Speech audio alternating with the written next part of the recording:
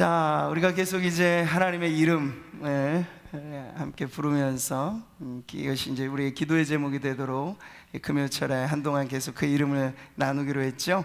지난 2주간은 우리가 그 이름을 부름에 어떤 의미가 있는지, 그리고 그 이름을 부를 때 어떤 축복이 우리에게 오는지에 대해서 큰 의미에서 살펴보았는데요.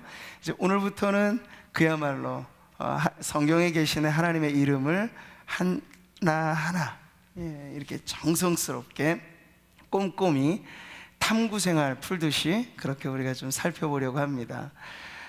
이 말씀에 목적하는 바는 아주 분명해요. 그냥 지성적으로 뭐 엘로힘, 아도나이 뭐 이런 식의 어떤 이름들을 우리가 저장해 놓는 게 목적이 아니고, 기도할 때 이게 폭발력 있게 여러분 안에서 살아 역사하고 움직이게 되는 게 목표예요. 하나님의 이름에는 능력이 있는 줄 믿습니다. 정말 믿음으로 여러분 하나님의 성령의 능력이 실려서 예수 이름이 선포되면요, 귀신이 떠나가요. 질병이 고쳐져요. 안 되는 게 되는 거죠. 여러분, 관건은 바로 거기에 있습니다. 내가 뭐 아는 내용인데 아는 것에서 끝나지 마세요. 믿으셔야 돼요. 믿는 것에서 끝나지 마세요. 기도하셔야 돼요. 믿음의 기도가 주님께 상달되면 어떠한 일이 일어나는지는 기대하시라. 개봉박두입니다. 자, 그래서 여러분, 우리 교과서에서 어렸을 때부터 보던 철수 영희 이름 있잖아요. 대표적인 이름. 이것도 꽤나 구체적인 이름들이거든요. 철수야, 영희야, 그렇죠? 근데 교과서에서 우리가 보는, 그리고 이름 석자 말할 때는 빠짐없이 등장하는 홍길동 뭐 이런 거 있잖아요. 근데 아무런 우리에게 감동도 없고 아무런 우리에게 영향을 주지도 않아요. 그러니까 지금 제가 말씀드린 것처럼 이런 식으로 우리가 하나님의 이름을 안들, 부른들, 거기에 무슨 역사가 있겠느냐 말이죠. 중요한 건 하나님의 이름에 담겨져 있는 하나님의 인격, 하나님의 이름에 담겨져 있는 하나님의 능력, 그 이름이 우리에게 알려주는 살아계신 하나님을, 그 이름을 부를 때 만나게 되는 것입니다. 그래서 요즘에 보면요, 사실상 신문을 장식하고 뉴스 보도를 떠들썩하게 만드는 건 다 사람들의 이름이잖아요. 그 무수히 많은 이름들. 평상시 제 성씨가 한자로 그렇게 별로 유명하지 않거든요. 근데 요즘에 꽤나 유명해졌습니다. 이 창녕조 씨가 그다지 유명하진 않은데 말이죠. 근데 세상이 그래요. 근데 지나고 나면 그 이름들만 바뀔 뿐이에요. 문제시되는 사람들이나 혹은 유명한 사람들이나 다 시간이 지나면 스타들도 바뀌어지고 유명인들도 바뀌어지고 인싸도 바뀌어지고 다 바뀌어질 뿐인데, 이 세상의 특징은 사람들의 이름만 아주 빼곡하게 기록되어 있다는 거예요. 그러니까 우리가 이 세상만 바라보면 소망이 별로 없어요. 왜냐하면 사람들의 이름에게 소망이 없기 때문이죠. 그 누구도 우리를 책임져 주진 못해요.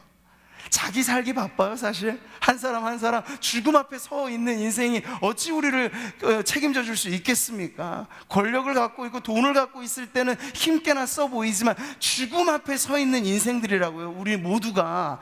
사람은 사람을 온전히 구원해 주지 못한다는 거예요. 그러니까 이 널려 있는 이 세상의 이름들 속에 우리가 고개를 들어 믿음으로 하나님의 이름을 불러야 합니다.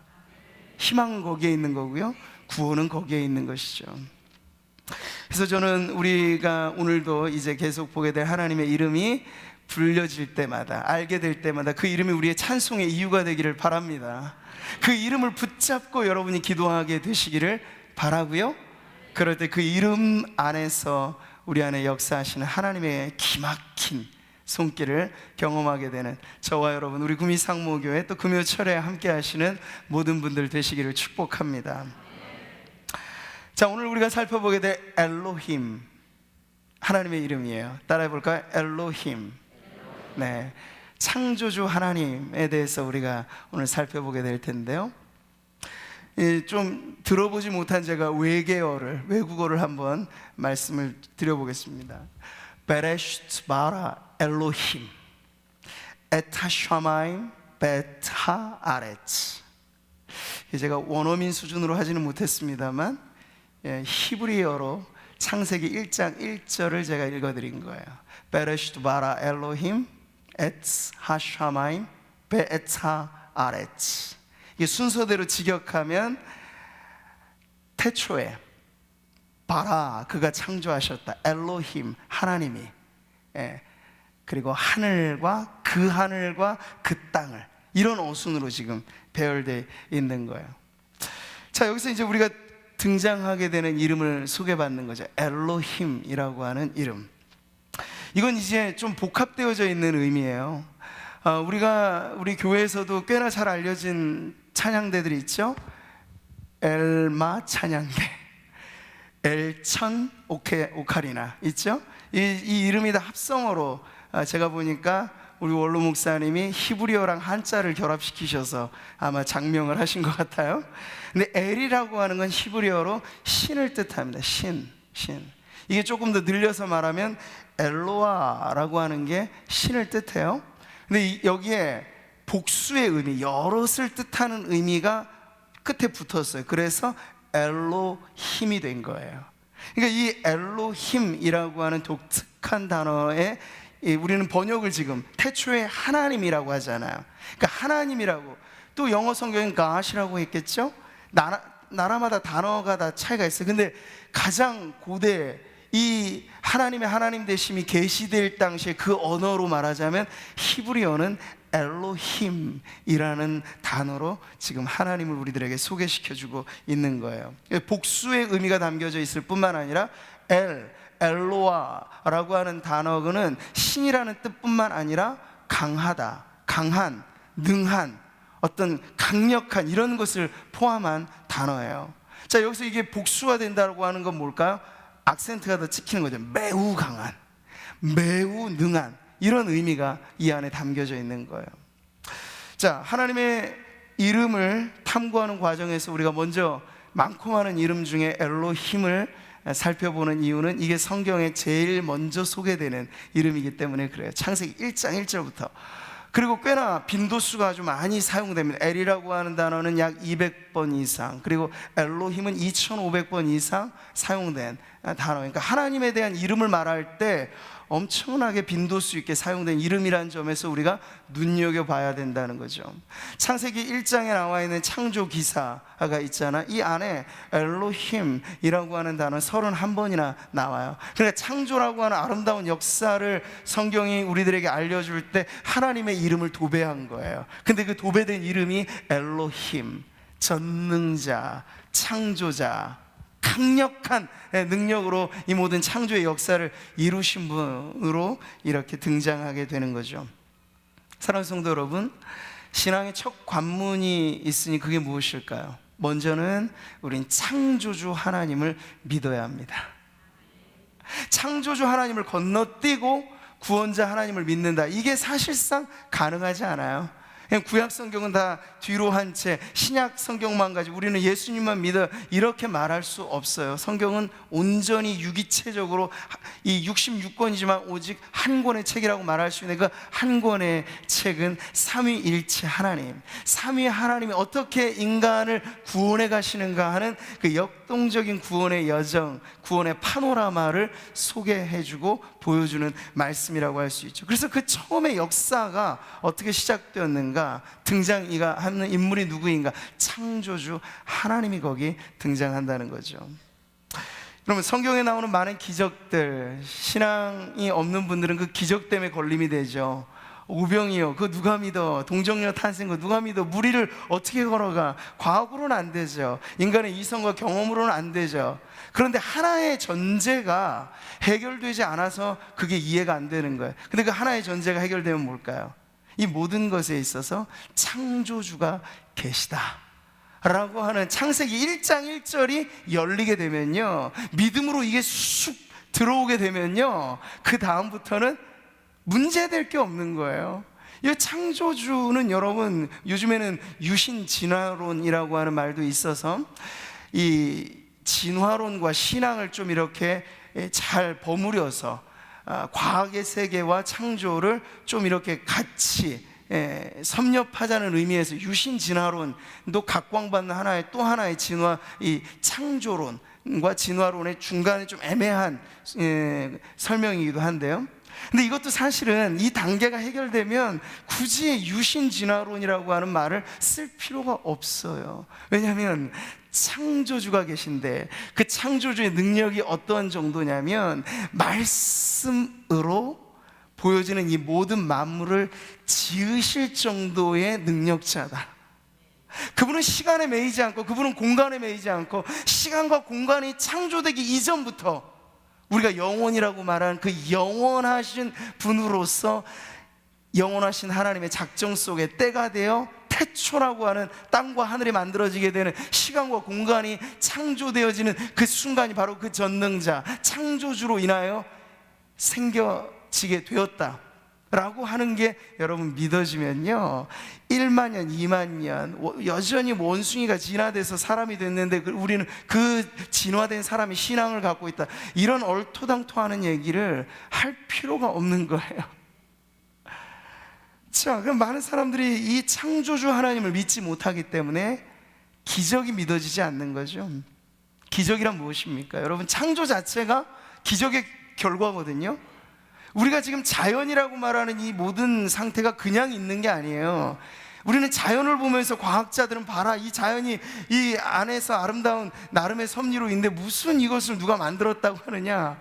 우리는 늘상 우리의 인생 속에 해와 달을 보고 땅을 보고 하늘을 보고 이렇게 봐왔기 때문에 이게 그냥 있는 거라고 생각하니까 하나님을 생각하지 않고도 자연이 스스로 있다고 생각할 뿐이죠. 근데 거슬러 올라가 보세요. 거슬러 올라가 보세요. 거기에 이제 두 가지 가설이 딱 맞닥뜨리게 되는 거예요. 창조 아니면 진화라고 하는 그러한 가설이 딱 맞닥뜨려지는데, 많은 사람들은 어릴 적 학교에서부터 진화가 과학이고 창조는 신앙이다, 이런 식의 교육을 세뇌받았기 때문에 마치 진화가 진정 사실로서의 과학, 검증 가능한 과학, 실험으로 규명되는 과학이라고 믿어버린 건데요, 그건 엄연히 가설이죠. 가설이에요. 거슬러 올라가고 하면 우연적으로 사람들은 결국은 빅뱅이라고 하는 폭발을 말하고, 아메바로부터 생명체가 막 이 유기체로 다양한 단순함에서 복잡함으로 진화됐다, 이렇게 믿고 있는 거예요. 여러분, 믿고 있는 거예요. 이 대목이 아주 중요합니다. 두 가지 믿음이 있는 거예요. 이 세상에 대해서는 하나님이 창조하셨는가, 아니면 지들이 알아서 저절로 됐는지, 우연히 무언가 우주라고 하는 게 발생하고 뻥 터져버리는 그 폭발 속에서 이 모든 것들이 지금 확장되고 있다, 두 가지 중에 하나를 믿거나 말거나라고 지금 제시하고 있는 건데, 사람들의 생각은 과학은 진화, 창조는 신앙, 이렇게 양분하여서 이걸 애매하게 만들어 놓았을 뿐이죠. 자, 여러분, 우리는 그러나 확실히 믿습니다. 무엇을 믿죠? 태초에 하나님이 천지를 창조하셨다는 사실을 믿습니다. 그 믿음이 있기 때문에 지금 우리의 모든 인생의 문제들 하나하나가 그 창조주 하나님, 엘로힘이라고 불려지는 그분 안에서 우리에게 유의미한 목적이 있는 것이고, 창조의 목적이 있듯이 우리의 인생에도 목적이 있다는 분명한 인생의 의미를 발견하게 되는 것이에요. 자, 여러분, 엘로힘이라고 불리는 이 하나님은 이 무한한 존재로 불리는 거죠. 이 수학에서 여러분 무한대는 이렇게 표시하잖아요. 우리 수학 선생님 계시죠? 우리 맞나요? 무한대? 조 집사님 맞습니까? 맞죠? 무한대라고 하는 게 개념의 수죠, 사실은. 그러니까 아무리 많아도 거기에 플러스 1을 하면 더 커지잖아요. 그렇기 때문에 더 이상 상상할 수 없기 때문에 그냥 그걸 무한대라고 말을 한 건데요. 근데 그거는 다 1부터 시작해서 더해가면서 증폭되는 수개념인데, 제가 왜 어려운 수학을 얘기하냐면, 우리는 시작에서부터는 그걸 유추해낼 수 있어요. 그런데 시작 전에 대해서는 어떻게 말할 거야? 시작 전에 대해서는 도무지 수학자는 말할 수 없는 거예요. 아무리 작은 것이라도 더해지고 하면, 그러니까 0이라고 하는 것에는 아무런 것들을 곱해도 0이 될 뿐인 건데, 그러니까 뭔가 시작이 있어야 사실 나머지 모든 과학이든지 예술이든지 이게 발생이 되는 거 아니에요? 그런데 성경이 가르쳐주는 엘로힘은 어떤 분입니까? 이 모든 것이 창조되기 이전에 존재하신 분이에요. 시간이 창조되기 이전에, 공간이 만들어지기 이전에. 그러니까 그 영원이라고 하는 건 여러분 시간 개념을 초월한 거죠. 우리가 잘못 생각하면 영혼을 그냥 영원히 산다, 이건 역시도 시작에서부터 끝이 없는 것을 영원이라고 생각하는데, 여러분 진정한 영혼의 하나님에 있어서 영원성이란 시작이 없는 거예요. 시작도 없으니 끝이 없는 거예요. 그 하나님의 영원성은요, 우리의 수리적인 사고방식에서는 도무지 이해가 안 되는 거죠. 우리의 공간 지각 능력에서는 도무지 파악이 안 되는 거예요. 그러니까 우주에 대해서도 지금 사람들은 계속해서 확장된다고 하잖아요. 그 드넓은 우주, 이 우주의 사이즈로 말하자면 엄청나잖아요. 그야말로 지금 우리는 그 어마어마한 우주의 작고 작은 먼지 같은 지구에 지금 잠시 살다 떠나는 그러한 순례객이란 말이죠. 근데 이 어마어마한 보여지는 코스모스의 세계를 하나님이 말씀으로 창조하셨다는 거예요. 이게 바로 엘로힘, 성경이 우리들에게 가르쳐주는 그 이름입니다. 자, 여러분 오늘 이 하나님 엘로힘 여러분 마음속에 머릿속에 각인해 놓으세요. 엘로힘, 얼마나 광대무변하신 분인가를 우리가 알게 되는 거죠. 창조주이시지만 그분이 창조했다라고 하는 건 반대로 이 창조 세계에 그분은 속하지 않는 초월자라고 하는 것을 가르쳐주고 있어요. 그래서 신앙인데 신앙 아닌 것 중에 하나가 이신론이라고 하는 건데, 이신론은 뭐냐면 쉬워요. 그냥 창조자로서 어떤 신적인 존재는 있었는데 그 신은 그러나 창조 이후에는 자연의 법칙대로 모든 걸 내버려 두는 신이에요. 손끝 하나 될 수 없는 신이에요. 그러니까 자연 법칙에 따라서 모든 것이 진행되도록, 기계적인 동작이 완료되도록 하는 신이에요. 그러니까 신은 더 이상 이 창조 세계에 관여할 수 없는 신이에요. 그게 바로 이신론이 말하는 신이죠. 근데 오늘 성경은 그런 하나님에 대해서 말하지 않아요. 그분의 창조 작품 안에 갇혀 있지 않고, 그분은 여전히 이 작품 세계를 감상하시면서 이 드넓은 우주도 하나님은 먼 밭에서 보실 수 있는 분이라고 여러분 한번 상상해 보세요. 공간감이 틀려지는 거죠. 그리고 그 드넓으신 분이 바로 저와 여러분과 같은 작고 작은 인생 안에 성령으로 내주하신다고 생각해 보세요. 공간감이 깨지는 거예요. 그분은 우리의 세포 하나하나까지, 인간을 왜 소우주라고 부르냐면 세포를 탐사하면 그 안에 우주의 신비가 있기 때문에 그래요. 그래서 아주 작은 소우주와 같은 인생과 대우주와 같은 이 세상 만물에 관해서 하나님은 태초에 말씀으로 창조하신 분이라고 가르쳐주고 있어요. 우리가 믿는 하나님이 바로 이런 분이세요. 잘 알고 계셨습니까? 알고는 계신데 평상시에는 우리 하나님 너무 작아 보이지 않으세요?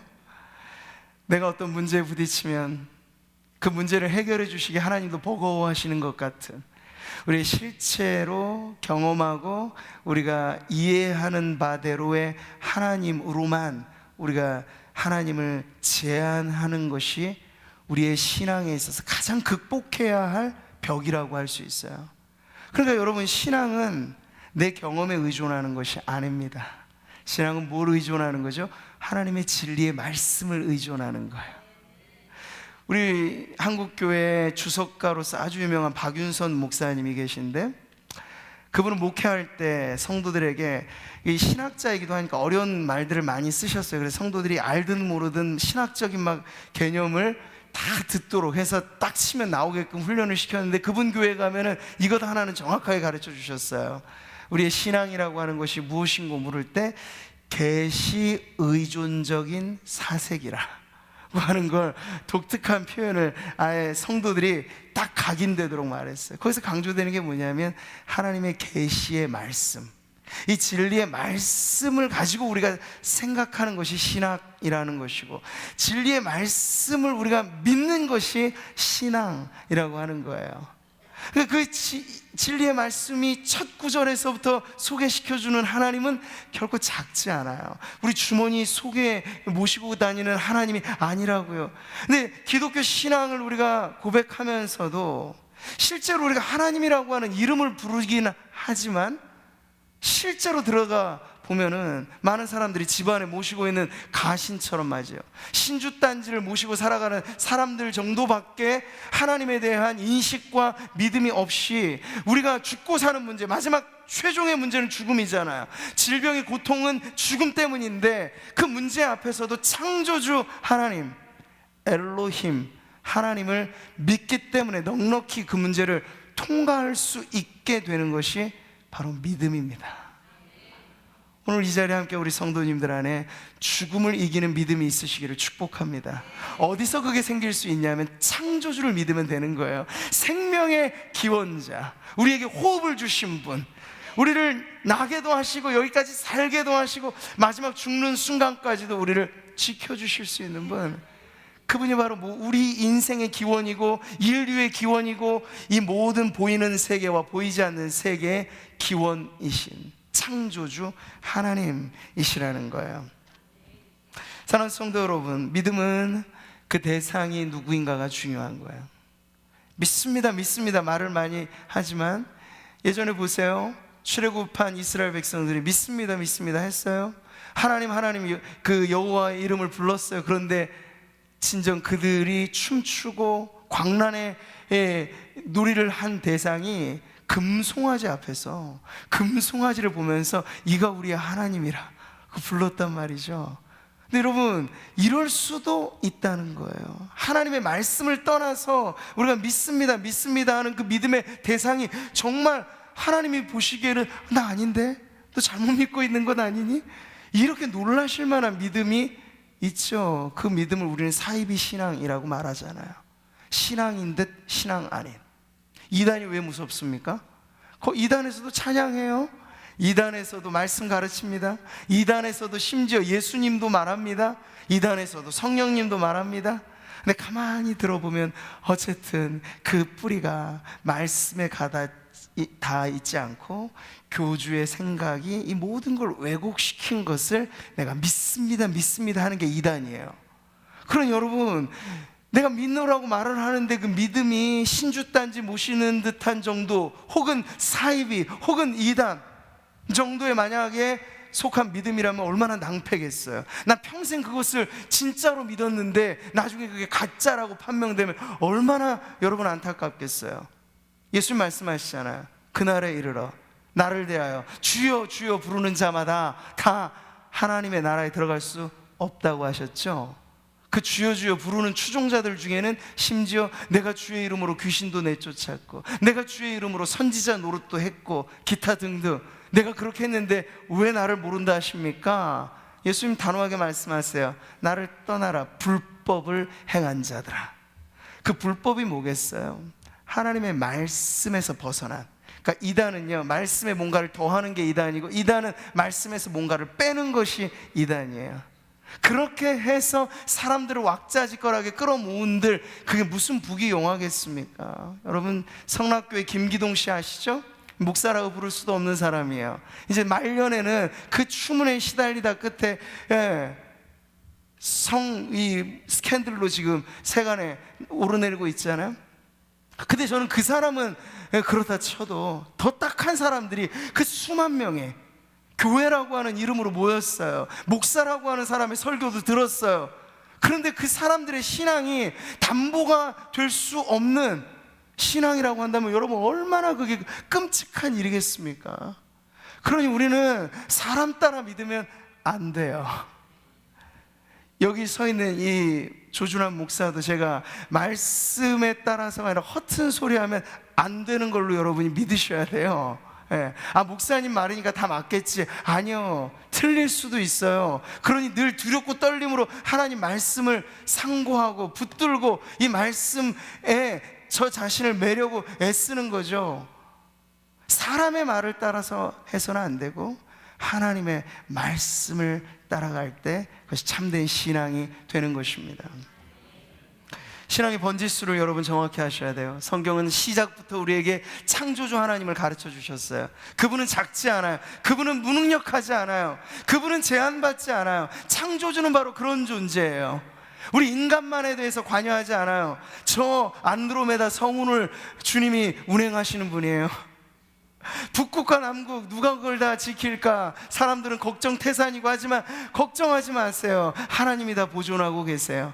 때가 되면 최후의 심판의 날에 하나님께서 결과로 이 모든 것들을 정리하실 때도 오겠지만, 그 전에 사람들이 너무 불안해서 요즘엔 건강도 걱정, 환경도 걱정, 온갖 걱정투성인데 왜 그렇게 걱정하며 삽니까? 창조주 하나님, 섭리로 다스리시는 하나님을 믿지 않기 때문에 그렇죠.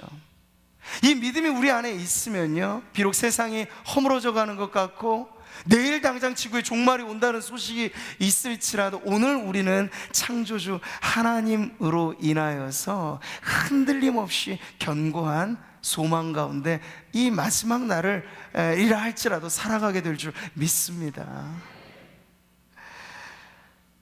신앙의 바른 대상, 창조주 하나님, 바로 엘로힘이라고 하는 이름 안에 담겨져 있는 뜻입니다. 엘로힘, 그분은 경이로운 대상이에요.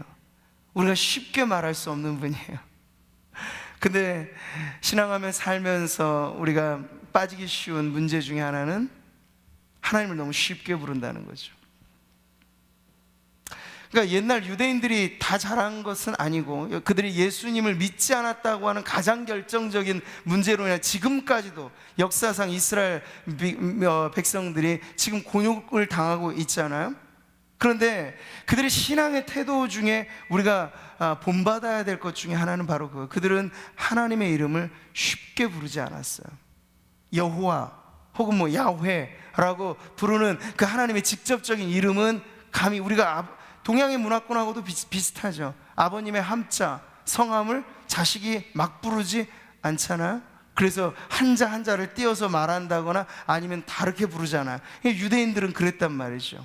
하나님의 성호가 나오면 그것을 아도나이라고, 주님이라고 바꾸어서 부르면서 그들은 극진히 경이로운 대상으로서 하나님을 모시는 그런 신앙을 기본 갖고 있었다는 것이죠. 근데 오늘날에 유행하는 신앙 안에는 하나님을 너무 가깝게는 인식을 하는데 동시에 하나님은 가깝고도 먼 분이라고 생각하면 딱 좋아요. 우리가 너무 쉽게 가깝게 대해서 하나님을 마치 우리의 편하게 우리가 언제든지 불러도 어깨동무할 수 있는 분처럼 그렇게 여겨지는 것이 마치 세련된 신앙, 현대적인 신앙으로 보여지는지 모르겠습니다만, 성경에 나온 대로 우리가 하나님을 믿는다면 하나님 우리가 결코 그렇게 대할 수 있는 분은 아닌 거예요. 천지를 창조하신 분. 그러니까 우리가 육안으로 그분을 볼 수 없다는 건 너무나 당연하죠. 하나님 보이지 않을 정도로 어마어마한 분이시라고 여러분 생각하면 돼요. 실체가 만약 있다 하더라도. 근데 하나님이 영이세요. 게다가 그렇기 때문에 우리가 하나님에게 대하여 가져야 될 마음인즉 무엇이냐면, 엘로힘, 창조주 하나님을 말할 때 그분은 경이로운 대상이다. 늘 하나님에게 대해서는 우리가 경외심을 갖고 대해야 된다 하는 것을 바로 엘로힘 하나님은 우리들에게 가르쳐주고 있는 거죠. 자, 사랑하는 성도 여러분, 오늘 말씀 우리가 읽은 것처럼 이 태초의 엘로힘, 그분이 천지를 창조하셨다는 이 말씀, 이 안에서 우리는 또 하나 기막힌 진리를 발견하게 됩니다. 이 복수성에 있어요. 바로 이 다른 많은 신앙관들 중에 기독교 신앙의 가장 독특한 것 중에 하나는 유일신 신앙이라고 말하잖아요. 근데 이것이 또 이슬람하고는 달라요. 이슬람하고 기독교의 신앙이 유일신이라고 하는 접점은 있겠지만 우리의 믿는 하나님은 삼위일체 하나님으로서 유일하신 분, 이런 고백을 하는 거죠. 그래서 이 삼위일체라고 하는 신앙의 대상으로서 하나님이 쉽게 우리가 설명 가능한 것은 아닙니다만, 엘로힘이라고 하는 그 이름 안에 삼위일체 하나님의 흔적을 우리가 볼 수는 있는 것이죠. 자, 엘로힘이라고 말했을 때 삼위 하나님, 우리가 말하듯이 성부 하나님, 성자 하나님, 성령 하나님, 이렇게 표현할 수 있는데요, 오늘 우리가 읽은 이 창세기 1장 1절부터 3절까지의 내용 안에 바로 그 삼위 하나님이 등장을 하시는 거예요. 어디서 그것을 알 수 있죠? 2절의 말씀을 보면 하나님께서 태초에 천지를 창조하시니라 하고, 흑암이 깊음 위에 있고 하나님의 영은 수면 위에 운행하시니라. 바로 여기 이 하나님의 영, 이 성령이시죠. 그러니까 엘로힘이라고 하는 복수로서의 하나님을 표현하면서 동시에 또 삼위 하나님 가운데 성령 하나님의 등장을 여기 이렇게 구별해서 가르쳐주고 있는 거예요. 뿐만 아니라 우리가 예수 그리스도에 대한 믿음을 고백할 때 예수님은 어떻게 신약 성경에서 소개됩니까? 태초에 말씀이 계시니라. 이 말씀이 하나님과 함께 계셨으니 이 말씀은 곧 하나님이시니라. 같이 한번 읽어보죠. 그가 태초에 하나님과 함께 계셨고 만물이 그로 말미암아 지은 바 되었으니 지은 것이 하나도 그가 없이는 된 것이 없느니라. 여기 지금 말씀 로고스라고 표현되는 분이 누군지 우리는 알아요. 누굽니까? 예수 그리스도죠. 삼위 하나님으로 말하자면 성자 하나님이세요.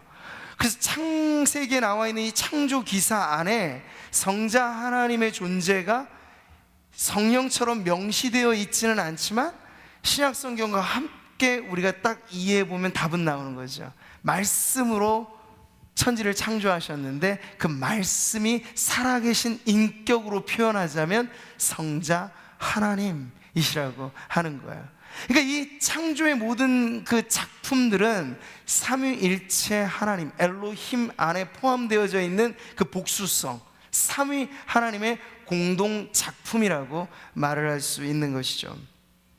자, 그래서 우리는 삼위일체 하나님에 대한 신앙 머리로 이해하자면 다 이해하고 설명 가능하기가 어려운 부분이지만 그래서 우리는 이것을 딱 정립해서 삼위일체라고 고백하는 거예요. 그랬을 때 삼위 하나님은 이 복수성이라고 하는 엘로힘 안에 설명이 되는데 우리가 자칫 잘못하면 이걸 또 세 분의 신들이 존재하나 이렇게 말할 수 있잖아요. 근데 그러지 못하도록 이 일체를 또 우리에게 강조해 주는 거예요. 근데 이걸 잘 설명해 주는 성경 구절이 그 유명한 쉐마죠. 신명기 6장 4절 같이 한번 읽어보겠습니다. 이스라엘아 들으라 우리 하나님 여호와는 오직 유일한 여호와시니. 우리 하나님 엘로힘, 근데 그 하나님이 여러 분들이 존재한다고 말하지 않고 오직 유일한, 이전 번역을 보면 오직 하나인 여호와시니 라고 딱 못 박아주고 있어요. 그래서 우리로 하여금 헛된 상상을 하지 않게 마치 몸통은 하나인데 머리 셋인 신을 우스꽝스럽게 만든다거나 삼위일체에 대한 이상한 비유를 만들어낸다거나 그러지 않고 우리의 상상으로 그걸 말하는 게 아니라 이 개념 안에 그리고 말씀 안에 딱 정립하는 거죠. 성부 하나님이 계시고 성자 예수님이 계시고 성령 하나님이 계신데 이 삼위 하나님이 일체로 존재하십니다 라고 고백하는 신앙 안에서 이 엘로힘이라고 하는 창조주가 다름 아닌 삼위일체 하나님이심을 우리가 알게 되는 거죠. 자, 그래서 우리는 한 번 더 깊이 들어가 봅니다. 오늘 이 엘로힘이라고 말하는 창조주 하나님이 우리가 삼라만상이라고 말하는 보여지는 이 모든 피조 세계를 지으셨다 하는 것은 이제 우리 밖의 이야기인데 그게 끝이 아니고 창조 기록은 오히려 마지막으로 가게 되면요 더 놀라운 창조 작품을 우리들에게 소개시켜 줍니다. 첫째 날부터 시작해서 둘째 날, 셋째 날. 그러니까 창조주 하나님을 말씀대로 안 믿는 사람들은 이 하루가 뭐 몇 억 년으로 얘기를 하는 거예요. 근데 그럴 이유가 없다고 제가 말씀드렸죠. 이 말씀 그대로 우리가 하나님을 믿는다면 하나님의 시간 세계, 하나님의 공간 세계, 하나님의 이 말씀의 능력 안에서 우리는 말 그대로 하루, 첫째 날, 둘째 날, 셋째 날의 창조가 말씀 그대로 되어진 줄 믿습니다. 그 여섯째 날에 말이죠 바로 하나님께서 창조하신 창조물이 인간이라고 하는 거예요. 인간. 자, 창세기 1장 26절부터 28절 여러 구절이긴 한데요 한번 여러분 화면을 보시면서 또렷하게 큰 목소리를 읽겠습니다. 시작.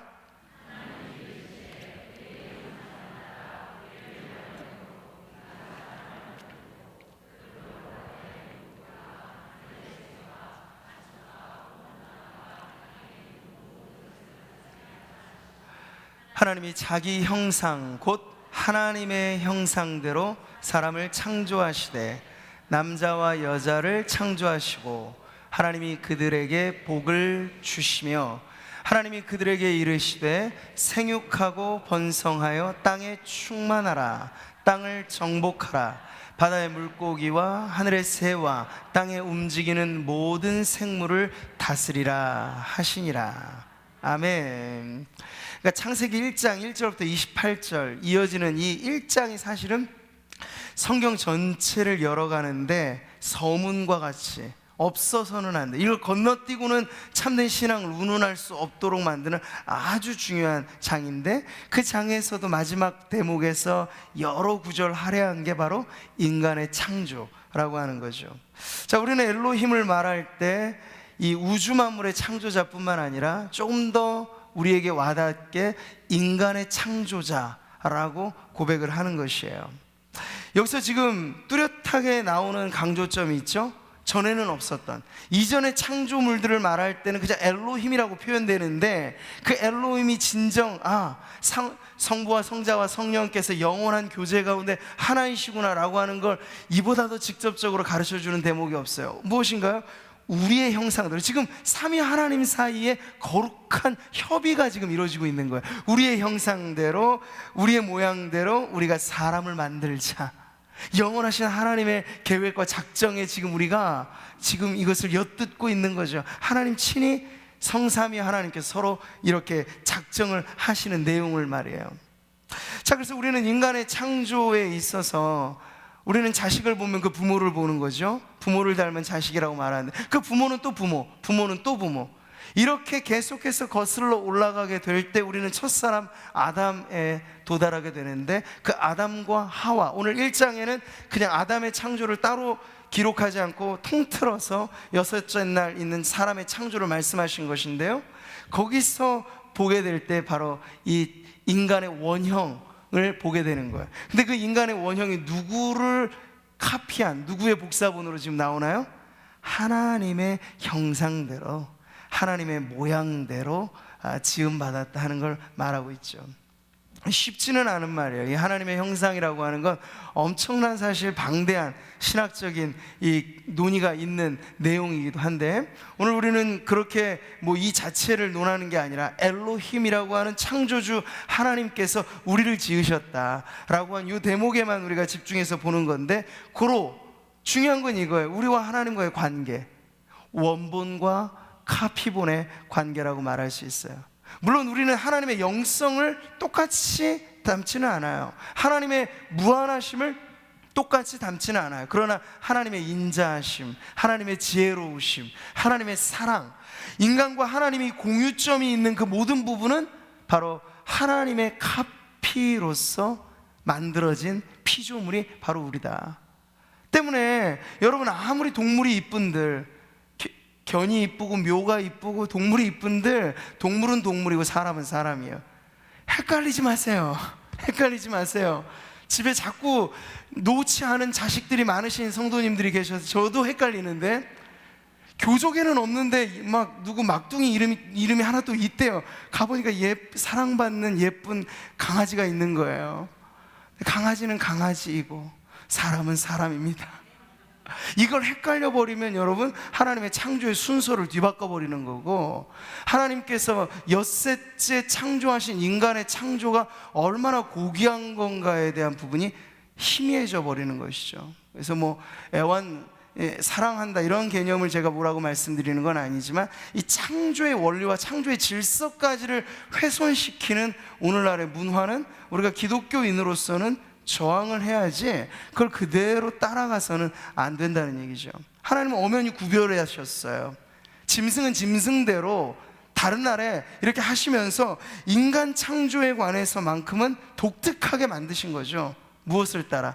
우리의 형상대로, 우리의 모양대로. 그러니까 우리는 우리의 모습 속에 깃들어 있는, 우리가 그렇게도 찬양하잖아요. 형제의 모습 속에 보이는 하나님 형상 아름다워라. 존귀한 주의 자녀 됐으니 사랑하며 섬기리. 이 축복성이 참 좋은 것 같아요. 형제의 모습 속에, 자매의 모습 속에 보이는 하나님 형상 아름다워라. 아무리 남편이 힘들게 하시더라도 원수라고 말하지 마시고 하나님의 형상이라고 축복하시기 바랍니다. 자, 우리 인간에 대한 창조에 있어서, 그래서 저는 기독교인은 오늘날 사람들이 예수 믿지 않고 무신론자들이 인권을 강조하면 그건 또 하나의 사실은 역차별이 되는 경우를 우리는 많이 보잖아요, 지금.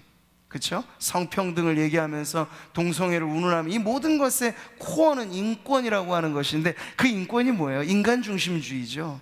하나님을 대상으로 해서 우리가 말하는 인권이 아니라 하나님을 배제시키고 나서 하나님의 말씀에 위배된 인간의 권리를 되찾자. 이게 뭐예요? 반하나님적인 문화이죠. 근데 우리는 성경대로 말하자면 그들이 말하는 인권보다 우리는 더 깊은 차원의 인권을 말해야 되는 거예요. 하나님의 형상으로서의 인간, 얼마나 고귀하고 아름답고 존귀한가 하는 것을 말이죠. 이러한 하나님의 형상으로 지음받은 엘로힘과 인간과의 이 상대성을 생각해 보면 자유와 평등이라고 하는 개념은 엄청나게 큰 의미를 갖게 되는 것이에요. 자, 여러분, 시편 139편에 우리가 잘 아는 이 말씀이 있죠. 나를 창조하신 이가 하나님이시다라고 하는 고백인데요, 같이 한번 읽어보겠습니다. 주께서 내 내장을 지으시고 나의 모태에서 나를 만드셨나이다. 내가 주께 감사하옴은 나를 지으심이 심히 기묘하심이라. 주께서 하시는 일이 기이함을 내 영혼이 잘 아나이다. 네, 여러분, 이 고백, 이것이 정말 엄마 뱃속에서 수정체가 하나의 세포가 되어지는 과정은 엄청난 변화거든요. 그러니까 인간의 이 뱃속에서부터 인간이 착상된다, 생명체가, 그것 자체가 기적이에요. 하나의 세포에서 10조 정도라고 이르는 그러한 분열이 일어나고 결국엔 태아가 출생을 하는 거거든요. 근데 우리가 주수가 차가면서 요즘엔 3D로도 이걸 다 스캔해서 보기는 합니다만 그 성장을 모르는 거죠. 어떻게 그 세포가 분열하면서 이 하루가 1시간이 다르게 새로워지는 그 아이의 뱃속에서의 성장 과정을 우리가 알 길이 없어요. 근데 그걸 하나님이 아신다고 지금 성경이 기록하고 있는 거예요. 생물학자도 다 파헤칠 수 없는 인체의 신비를 하나님은 아신다는 거죠. 자, 이런 점에서 우리가 엘로힘을 그 이름을 부를 때 나에 관한 한 하나님은 내 주치의보다도 더 정확하게 나를 아신다는 믿음이 있는 거예요. 사람은 다 몰라요. 아무리 현대 의학이 발달하고 의료 기구가 첨단화된다 하더라도 속속들이 우리를 파헤치지 못해요. CT, MRI 여러 가지 단층면, 복합면, 입체적으로 다 촬영을 해도요 모르잖아. 발견하지 못하는 질병들이 부지기수잖아요. 근데 여러분, 하나님은 아세요. 최첨단 의료기구와 비유할 바가 못 돼요. 세포 하나하나까지를 만드신 이가 하나님이시고 그것을 주장하시는 이가 하나님이시기 때문이죠. 여러분이 몸이 아프고 힘들 때, 우리가 나중에 여호와 라파에 대해서도 알겠습니다만 이 엘로힘만 우리가 고백할 수 있어도 우리의 고통 속에, 육체의 아픔 속에 우리는 나를 창조하신 하나님에 대한 신앙의 고백을 함으로써 내 문제를 온전히 주님 앞에 올려드릴 수 있는 거예요. 다른 사람은 모르고 의사도 모르고 다 몰라도 주님은 나를 지으셨으니 나를 아십니다. 내 아픔을 아십니다. 그래서 주님 앞에 온전히 기도할 수 있는 것이죠. 여러분, 인간을 바라보는 시선이 바뀌어지는 것이 바로 인간을 창조하신 하나님을 볼 때 일어나는 거예요. 인간은 그 자체로서가 아니라 하나님을 닮은 존재로 만드셨다라는 거예요. 많은 분들이 명품을 좋아하시죠? 명품? 근데 성경대로 말하자면 명품이 다른 데 있지 않고 지금 제 앞에 계신 성도님들이 다 명품이라고 성경이 가르쳐주고 있어요. 우리는 그가 만드신 바라, 그리스도 예수 안에서 선한 일을 위하여 지으심을 받은 자이죠. 그가 만드신 바라고 하는 단어가 일명 명품을 소개하는 거예요. 포이에마, 그의 작품이라는 얘기예요. 작품. 여러분, 명품을 갖고 다니실 때 명품의 포장지를 쓰시나요? 명품백을 혹시나 구비하신 분들은 아마 그 명품을 보여주기 위해서라도 절대 명품에 뭔가를 두르진 않을 겁니다. 그렇게 생각해 보시라고요. 엘로힘, 창조주 하나님 나를 만드셨어요. 내 모습 자체가 명품이에요. 여기 뭘 자꾸만 이렇게 씌우실까요? 안 씌워도 명품인데 이건 자존감의 문제예요. 결국 하나님이 나를 지으셨다. 우리는 생김에 대한 부분에 있어서 여러분 하나님의 형상대로 지음받았다라고 하는 비교를 가지고 우리를 파악해야 되는데, 우리는 자꾸 요즘에는 서양 미인 얼굴을 갖다가 동양 미인들이 자꾸 눈을 키우고 쌍꺼풀을 짙게 하고 막 하면서 하나님의 형상에 기대서 우리의 미를 찾는 것이 아니라 자꾸 다른 문화권에서 그걸 찾으려고 하니까 많이 수고와 노력은 하시지만 그게 좀처럼 만족이 잘 안 되는 거예요. 근데 만족이 되는 비결이 있습니다. 하나님, 내가 딱 거울을 보고 나를 보았을 때 거울 앞에 내가 딱 보이는 것만이 아니라 보이는 내가 누구냐? 한번 물어보세요, 스스로한테. 그리고 말씀으로 대파하는 거죠. 나는 하나님이 지으신 바다, 하나님의 명품이다. 명품에 손대지 마라. 뭐 이렇게 이야기를 하면 좋겠죠? 그러니까 나 자신을 바라보는 인식의 변화가 생기는 거예요. 하나님의 형상대로. 엘로힘, 그분의 능력이 지금 나를 만드셨다는 거잖아요. 그분의 지혜가 나를 만드셨다는 거잖아요. 원형으로서의 아담만을 의미하지 않아요. 지금 시편 139편의 기록이 우리들에게 가르쳐 주잖아요. 그 이후에 모든 인간 개개인의 그 존재 자체가 소중한 것, 하나님의 형상이 비록 죄로 인하여 일그러져 있다고는 말하지만 그럼에도 불구하고 우리가 옆집 강아지보다는 그래도 소중하다라고 말할 수 있어야 하는 건 우리가 하나님의 형상대로 지음받았기 때문인 거죠.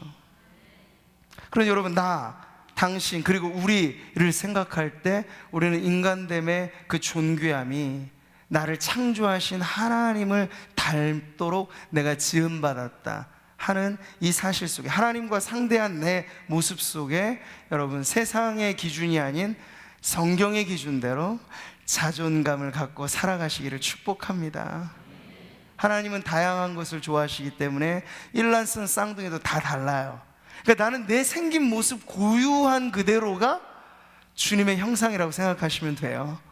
그러니까 주님 닮아가는 비결은 믿음의 덕을, 덕의 지식을, 지식의 인내를, 이런 식의 우리의 성품이, 속사람이 그리스도를 닮아가는 영적인 성형을 계속 하시는 거지, 우리의 겉사람에는 그리 손대지 않으셔도 하나님 보시기에 좋았더라 라고 우리가 베이비로 태어났을 때부터 지금까지 하나님은 한결같이 우리를 보실 때 예쁘다, 멋지다, 네가 좋다 이렇게 말씀하시는 줄 믿습니다.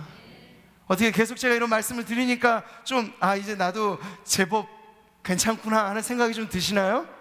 그게 들어야 돼요. 그게 드셔야 돼요. 이게 엘로힘이 우리에게 가르쳐주는 하나의 적용이에요. 하나님의 형상대로 우리를 만드셨다. 인간이 존귀한 까닭은 바로 거기에 있다. 내가 뭘 잘해서가 아니라, 공부 잘하거나 뭐 체육이나 예능을 잘하거나 그래서가 아니라, 능력 이전에 우리 존재 자체가 하나님의 형상대로 지어졌기 때문에 소중하다라는 거죠. 여러분, 간혹 우리 중에 물론 태어날 때부터 장애를 안고 태어나시는 분이 있어요. 살면서 장애를 겪게 되는 분들이 있어요. 그럴 때 스스로 생각할 때 나는 깨어진 형상이 아닌가, 정상과 장애를 이 상대적인 비교를 하면서 자신에 대해서 매우 힘들게 살아가는 분들이 있습니다. 그런데 여러분, 이 부분에 있어서 우리가 인간적인 이해를 속 시원히 다 답할 수는 없습니다. 왜냐하면 장애는 장애로서의 고통이 분명히 있으니까요. 그렇지만 성경의 기준에서 여러분 장애를 이해한다고 하는 것은 이 역시도 하나님의 형상에서 0.1도 빠짐없이 하나님의 형상대로 지음받았다라고 하는 것을 알게 된다면 우리는 그 부분에 있어서 전혀 세상과 인간의 기준이 아닌 하나님의 기준에서 우리의 신체적인 결함, 핸디캡을 극복할 수 있는 그러한 마음을 갖게 된다는 거죠. 여기 제가 한 명 소개시켜드리고 싶은 분이 있어요. 미국의 조니 에릭슨 타다라고 하는 장애 여성입니다. 건강했다가 다이빙 한번 잘못해서 목 이하 모든 전신이 마비돼서 불구가 된 채 살아가는 여인이에요. 정상에서 장애를 경험하기 때문에 더 죽고 싶은 마음이 없었겠습니까? 믿음도 송두리째 날아가 버렸겠죠. 하나님 원망하고 하나님께 분노하고, 그리고 자살 충동을 계속 못 이겨 하면서 죽고 싶어 했던 그 날들을 이 여인이 보냅니다. 근데 하나님의 기막힌 섭리와 은혜로 그 장애를 극복하게 할 만한 하나님의 은혜를 경험하고 나서 그 인생이 A, B, C와 D가 완전히 갈라져 버렸어요. 그리고 나서 그 여인은 다시 불구의 몸이 고쳐지질 않았어요. 그대로 살아요. 휠체어를 의존해야 되고 그대로 삽니다. 그런데 그 하나님의 은혜를 깨닫게 되자 그 여인은 그 이후에 40여 권의 책을 쓰면서 많은 사람들에게, 그리고 손으로는 그림을 못 그리지만 구족 화가라고 발에다가 붓을 붙이고 입에다가 붓을 물고죠. 그렇게 하면서 그림을 그리는 화가까지도 됐어요. 그리고 여러 곳에 강연을 다니면서 또 하나 이 조니와 친구들이라고 하는 단체까지를 설립하면서 불구로 살아가는 이들에게 재활의 소망이나 그리고 영적인 그런 자신의 모습을, 희망을 발견하도록 하는데, 그 너무나 귀한 사역을 정상인보다도 더 훌륭하게 감당하고 있습니다. 그녀가 이렇게 말합니다. 잘 들어보세요. 이거 아주 중요한 말이에요. 삶의 가치는 우리가 걸을 수 있느냐 없느냐, 팔이 있느냐 없느냐, 손이 정상이냐 아니냐에 달린 것이 아닙니다. 여러분, 이 말을 하는 사람이 저와 같은 정상인이라면 그냥 고상한 얘기 하겠네 싶겠지만요, 팔다리, 사지 자체를 자유롭게 쓰지 못하는 여인이 하는 말이에요. 하나님에 대한 우리의 생각과 직접 연결되어 있습니다. 무엇이? 삶의 가치가. 당신의 가치를 알고 싶습니까? 그렇다면 하나님을 생각해 보십시오. 그분이 당신을 위해 지불하신 대가를 생각해 보십시오. 당신이 하나님의 형상대로 지어졌음을 생각해 보십시오. 불구의 몸을 안고 살아가는 그 여인이 말이죠, 아마 죽는 날까지 불편함을 갖고는 살 거예요. 근데 그럼에도 불구하고 그 여인은 비교하자면 정상인과 비교했을 때 전혀 부족함이 없는 만족과 감사와 행복과 기쁨을 가지고 살아가고 있으니, 여러분, 누가 진정한 삶의 가치를 발견한 사람이라고 생각하시나요? 사지백체 멀쩡하지만 죽겠다 아우성치면서 하나님께서 내게 허락해 주신 이 모든 것에 불만족하면서 불평 속에 살아가는 정상인이 과연 삶의 가치를 아는 사람이라고 말할 수 있겠습니까? 아니면 깨어질 대로 깨어진 몸을 갖고 있지만 그래도 나는 여전히 하나님의 형상대로 지음받은 엘로힘의 작품으로 살아가는 나다라고 하는 그런 인식을 갖고 살아가는 장애인이 삶의 가치를 더 발견했다고 할 수 있겠습니까? 차이는 바로 거기에 있습니다. 신체에 대한 비교를 여러분 하지 마세요. 누가 크니 작으니, 여러분, 그게 중요하지 않아요. 이쁘니 못하니, 그게 중요하지 않아요. 하나님이 나를 지으셨으니 나는 이대로 좋습니다. 여호와는 나의 목자시니 내게 부족함이 없으리로다. 그 고백처럼 여러분의 생긴 모습 그대로 만족하시는 게 신앙입니다. 아멘이세요? 아멘. 우리의 생긴 모습 그대로 그 안에서 하나님의 형상으로서의 자신을 바라보며 하나님 앞에 감사할 수 있는 것, 이것이 바로 엘로힘, 창조주 하나님, 당신의 형상대로 우리를 지으신 하나님의 목적대로 우리가 살아가는 길인 줄 믿습니다. 오늘 이 말씀을 통해서 우리가 엘로힘이라고 알려지신 창조주 하나님, 그 능하신 창조자를 알게 될 때 우리는 한없는 위로를 받습니다. 하나님이 당신의 형상대로 우리를 지으실 뿐만 아니라 그 창조주 하나님이 우리와 함께 하신다니 말이죠. 주머니 속에 작은 분이 아닌 걸 여러분 명심하십시오. 내가 작게 여길 뿐이지 실제로 하나님 작지 않으세요. 나의 믿음이 좀 아직 미량이라서, 미약해서 그 하나님을 다 광대무변한 하나님에 대해서 모를 뿐이지 하나님이 결코 작지 않은, 부족하지 않는, 제한받지 않는 창조주이심을 믿으시기 바랍니다. 그 하나님이 오늘 우리들에게 이렇게 마지막으로 선포해 주세요. 말씀하세요. 같이 한번 읽겠습니다. 야곱아, 너를 창조하신 여호와께서 지금 말씀하시느니라. 이스라엘아, 너를 지으신 이가 말씀하시느니라. 너는 두려워하지 말라. 내가 너를 구속하였고 내가 너를 지명하여 불렀나니 너는 내 것이라. 너는 내 거야 라고 창조주 하나님이 우리에게 도장을 찍으신 거예요. 여러분, 우리가 그런 존재라고요. 엘로힘 하나님을 여러분 믿는다는 건 우리의 신앙이 얼마나 우람하고 얼마나 거룩하고 얼마나 흠이 없고 이 세상에 어떠한 길한 일, 흉한 일, 여러 가지 어려운 그런 고통의 터널을 지나가더라도 기죽지 않고 살아가게 만드는 힘이 되는지 모릅니다. 소년이라 넘어지고 장정이라 쓰러지고 자빠집니다. 그러나 창조주 하나님 여호와를 앙망하는 자에게는 무엇을 주신다고요? 날마다 새 힘을 주세요.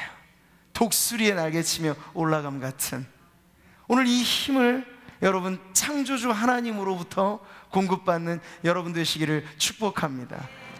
우리의 정신이 쇠락할 뿐이지 우리의 몸은 여전히 하나님의 창조성을 담고 있어서 세포는 분열합니다. 어제의 내 몸이 아닌 거예요. 부분이겠지만 그런 것들이 계속 바뀌어져요. 몇 달을 주기로 해서 내장까지도 세포는 전체로 새로워져요. 하나님 말씀해 주시는 거예요. 네 몸 하나도 지금 창조의 손길이 계속해서 새롭게 만들고 있는데 우리의 마음은 왜 이렇게 구태의연한 옛사람에 매여 있고 창조주 하나님의 새로운 일들을 기대하지 못하는지 말이죠. 보라, 내가 새 일을 행하리라 말씀하신 그분이 바로 창조주 하나님이세요. 아무것도 없었을 때 말씀 하나로 보이는 모든 것을 지어내신 분이 하나님이시라면 그분이 내 인생의 문제를 해결하지 못할까요? 그분의 말씀이 우리의 인생 가운데 떨어지면 여러분 어떤 일이 일어나겠습니까? 청년의 시절에 엘로힘을 만나십시오. 창조주 하나님을 기억하라고 전도자는 말하잖아요. 청년의 시절에 창조주 하나님을 기억하라고 말이죠.